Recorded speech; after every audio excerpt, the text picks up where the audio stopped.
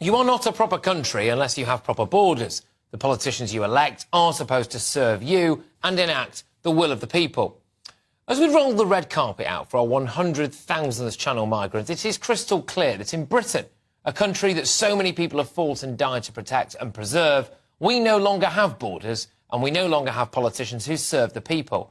Time and time again, people vote en masse for tighter border controls. Time and time again, the opinion polls come back and show that people want to reduce net migration, reduce illegal immigration, stop the boats. The latest is that 2/3 of the public think that housing illegal migrants on barges is an acceptable form of accommodation for them. The people have spoken. The people continue to speak. And if there was a referendum tomorrow on turning the boats back, I think we'd see a stonking majority for boats being towed back to France. If there was a referendum on the Rwanda plan and others like it, there would be a majority in favour. If there was a referendum on whether or not foreign criminals should be deported, even if their own country of origin isn't considered safe, then there would be a majority for that.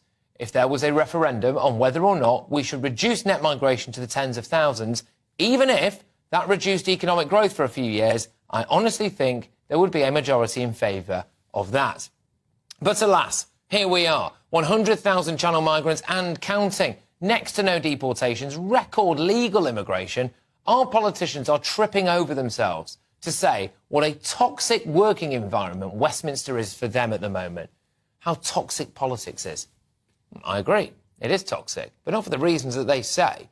It's toxic because the British public keep voting for what they want and keep telling our politicians what they want, and our politicians keep ignoring them. We just have to sit here, lay back and think of England, whilst those in charge of running it run it straight into the ground and lose Britain forever.